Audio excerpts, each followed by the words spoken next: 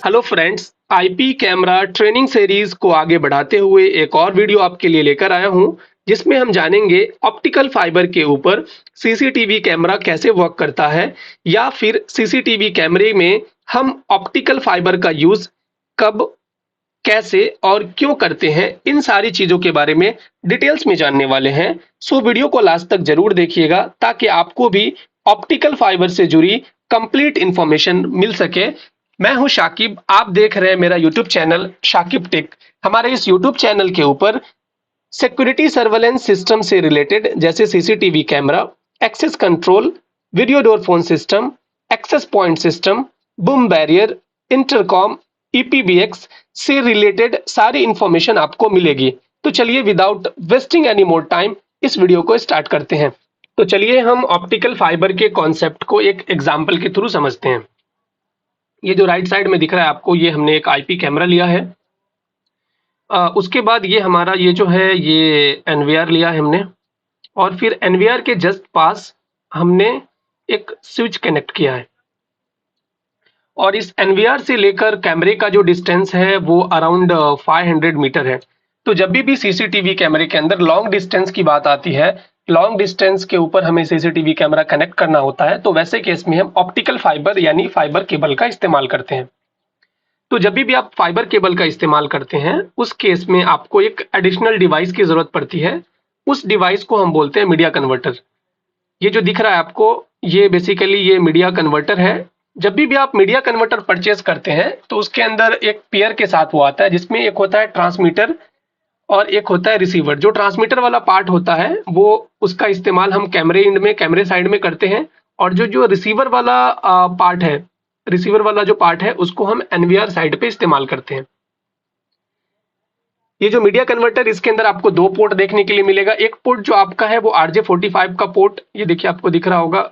यहाँ पर कलर थोड़ा चेंज कर देते हैं। ये देखिए, ये जो दिख रहा होगा आपको, ये RJ45 का पोर्ट दिया हुआ है। और दूसरा पोर्ट जो है वो आपको, इसको हम बोलते हैं SFP पोर्ट, जो जिसपे हम ऑप्टिकल फाइबर कनेक्ट करते हैं। इधर भी सिमिलरली आपको ये वाले पार्ट में भी, ये देखिए, ये आपको SFP पोर्ट दिया हुआ है जिसके अंदर हम ऑप्टिकल फाइबर को कनेक्ट करते हैं, और दूसरा पोर्ट जो है वो RJ45 का पोर्ट दिया हुआ है। तो इतनी चीज आपको समझ में आ गई। चलिए आगे आप समझते हैं कि इसका फिर हमने कनेक्शन कैसे किया है और इसको कनेक्शन कैसे करते हैं इसका। ये जो कैमरा है, यहाँ पर हमने कैमरा को जो पावर की जो जरूरत होती है वो 12 वोल्ट 2 एम्पियर पावर लेता है कैमरा हमारा। 12 वोल्ट 2 एम्पियर की पावर की जरूरत होती है। तो कैमरे को हमने यहाँ पर लोकली अडाप्टर के थ्रू, 12 वोल्ट 2 एम्पियर अडाप्टर के थ्रू हमने कैमरे को पावर दे दिया। तो हमारा कैमरा जो है वो पावर अप हो गया। उसके बाद हमने क्या किया, एक कैट6 केबल लिया। कैट6 केबल का एक एंड कैमरे को कनेक्ट किया, दूसरा केबल जो है वो हमने जो मीडिया कन्वर्टर है उसके अंदर इंसर्ट किया। उसके बाद हमारा ये दूसरा जो SFP पोर्ट है, फिर एक फाइबर केबल लिया। फाइबर केबल के एक एंड को ट्रांसमीटर के SFP पोर्ट पे डाला। फिर दूसरा एंड जो है वो दूसरा वाले मीडिया कन्वर्टर के SFP पोर्ट के अंदर इसको इंसर्ट किया। तो हमारा जो डेटा है कैमरे का वो यहाँ से ट्रांसमीटर से अब रिसीवर तक आ गया। उसके बाद फिर हम एक कैट6 केबल लिए। कैट6 केबल को जो RJ45 वाला एक एंड को RJ45 वाले पोर्ट के अंदर कनेक्ट किया।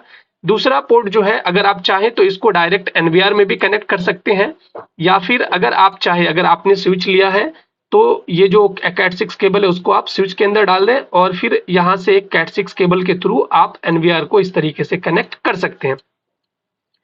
तो यहाँ पर जो बेसिकली जो हमारा अपलिंक है, यहाँ पे क्या हो रहा है कि कैमरे से जो हमारा कैट6 केबल के थ्रू हमने मीडिया कन्वर्टर को दिया, और फिर फाइनली मीडिया कन्वर्टर से जो एक ऑप्टिकल फाइबर का जो अपलिंक निकल रहा है वो दूसरे मीडिया कन्वर्टर के SFP पोर्ट के ऊपर जा रहा है, और फिर जो SFP पोर्ट से जो एक आउटपुट निकल रहा है कैट6 का, वो हमारे स्विच या फिर एनवीआर के अंदर जा रहा है। तो ये जो बीच में आप ऑरेंज कलर का केबल देख रहे हैं, ये हमारा ऑप्टिकल फाइबर है जिसके थ्रू हमारा अपलिंक यानी जो कैमरे का डेटा है वो एनवीआर कैमरे से लेकर एनवीआर तक जा रहा है। फिर उसके बाद फाइनली जो हमारा एनवीआर के अंदर हमारा ये कैमरे का डेटा आ जाता है यहाँ पर एनवीआर के अंदर, और फिर हम यहाँ पर एक मॉनिटर का इस्तेमाल करके HDMI के केबल या फिर VGA केबल के थ्रू अगर हम इसको लोकली कनेक्ट करते हैं तो जो आपके कैमरे का लाइव फीड है वो आपके मॉनिटर के ऊपर आ जाता है।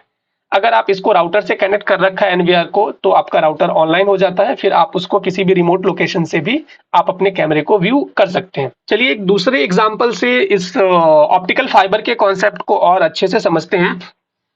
और यहाँ पर ये जो आपको दिख रहा है लेफ्ट साइड में, ये हमारा कोई ए लोकेशन है, एक हमारा प्रोजेक्ट है जहाँ पर टोटल 8 कैमरा लगा हुआ है। दो अलग अलग लोकेशंस है, एक लोकेशन ए के ऊपर 4 कैमरा लगा हुआ है, एंड जो दूसरा लोकेशन है बी लोकेशन, वहां पर भी हमारा 4 कैमरा लगा हुआ है, टोटल 8 कैमरा है। तो उसके लिए हमने क्या किया है, ए वाले लोकेशन के लिए हमने यहाँ पर एक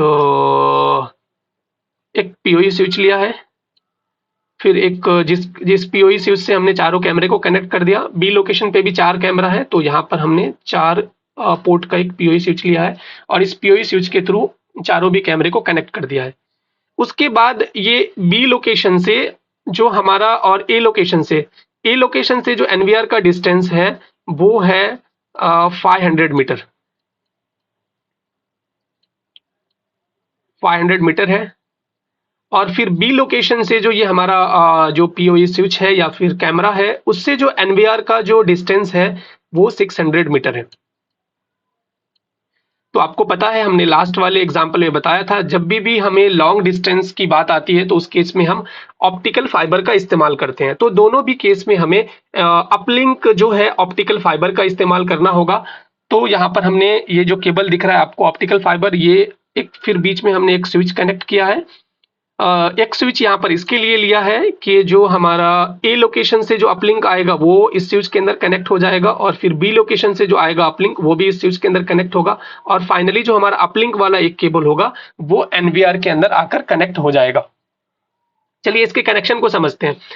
और सबसे पहले जो ये हमने ए लोकेशन के ऊपर पीओई स्विच लिया है, तो हमें पता है कि हमारा डिस्टेंस ज़्यादा है, 500 मीटर है, तो हमें ऑप्टिकल फाइबर का इस्तेमाल करना है। तो वैसे कि इसमें जब आप पीओई स्विच का सिलेक्शन करेंगे तो यहाँ पर आपको पीओई स्विच का सिलेक्ट करना है। मिनिमम आपका जो पीओई स्विच होगा वो 4 पोर्ट का होगा विथ 1 एसएफपी अपलिंक वाला। कम से कम आपके स्विच के अंदर एक एसएफपी अपलिंक होना ही चाहिए, तभी आपका जो ये डिज़ाइन आपका प्रॉपर डिज़ाइनिंग हो पाएगा और आपका जो कैमरा है वो वर्क कर पाएगा और अपलिंक को आप लेकर एनवीआर तक जा पाएंगे।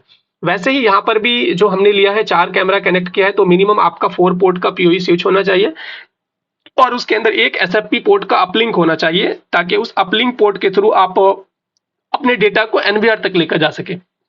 4 पोर्ट का पीओई स्विच लिया है, सारे कैमरे को यहाँ पर लोकली ये सब शॉर्ट डिस्टेंस पे लगा हुआ है, तो इसी कैट 6 केबल के थ्रू कनेक्ट कर दिया है। उसी कैट 6 केबल के थ्रू कैमरे को पावर भी जा रहा है और साथ ही साथ डेटा भी जा रहा है। तो फाइनली हमारा 4 कैमरे का डेटा इस स्विच के अंदर आता है, और फिर इस स्विच से लेकर ये स्विच जो है, ये जो हमने सेंट्रल वाला जो स्विच आपका सिलेक्शन करना है आपको, ये वाला स्विच, ये आपको ध्यान रखना है कि इस स्विच के अंदर जितना भी आप ऑप्टिकल फाइबर का अपलिंक लेकर आ रहे हैं उसके अकॉर्डिंग उतना इसके अंदर एसएफपी का जो है अपलिंक, एसएफपी पोर्ट इसके अंदर होना चाहिए।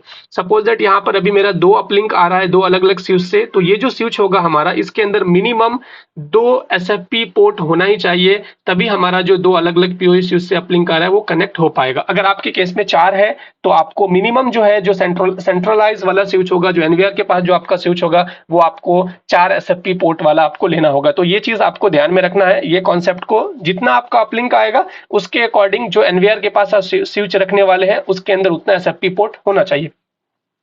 तो हमने क्या किया, एक ऑप्टिकल फाइबर लिया, ऑप्टिकल फाइबर के थ्रू यहाँ पर एसएफपी पोर्ट के अंदर एक इंड डाला, दूसरा इंड जो है ये वाला सेंट्रलाइज स्विच के अंदर डाला। फाइनली 4 कैमरे का डेटा हमारा इस स्विच के अंदर आ गया। वैसे ही बी लोकेशन का जो है हमारा यहाँ पर चारों कैमरे को हमने कैट 6 के थ्रू कनेक्ट कर दिया, और फाइनली जो अपलिंक है वो हमने फाइबर केबल के थ्रू कनेक्ट कर दिया इस स्विच से इस स्विच में, और फिर एक कैट 6 केबल लिया हमने, इस स्विच से हमने एनवीआर को डाल दिया। तो फाइनली हमारा जो सारा डेटा है 8 कैमरे का, 4 ए लोकेशन का, 4 बी लोकेशन का, सारे 8 कैमरास का जो डेटा है वो हमारे एनवीआर के अंदर आ गया। उसके बाद फिर हमने यहाँ पर लोकली एक मॉनिटर का इस्तेमाल किया है, मॉनिटर को एचडीएमआई केबल से कनेक्ट किया, और ये जो सारे 8 कैमरे हैं सबका लोकली व्यू हमारे मॉनिटर के ऊपर आ जाता है। अगर आपको इसको ऑनलाइन लेना है एनवीआर को, तो आपको एक राउटर का इस्तेमाल करना है, और सिंपली जो राउटर से एक केबल आएगा वो आपको ये वाले स्विच के अंदर एक केबल डाल देना है, तो आपका जो एनवीआर है वो ऑनलाइन हो जाएगा। जब आपका एनवीआर ऑनलाइन हो जाता है तो आप उसको किसी भी लोकेशन से कहीं से भी आप उसको एक्सेस कर सकते हैं। आज के वीडियो में बस इतना ही। अगर इस वीडियो से रिलेटेड आपका कुछ क्वेश्चन है, कुछ सजेशन है, तो आप हमें कमेंट कर सकते हैं। आई होप ये वीडियो आपको अच्छी लगी होगी। अगर ये वीडियो अच्छी लगी तो वीडियो को ज्यादा से ज्यादा शेयर कीजिए। चैनल पर नए हैं तो चैनल को सब्सक्राइब कीजिए। मिलते हैं नेक्स्ट वीडियो में। Till then, good bye.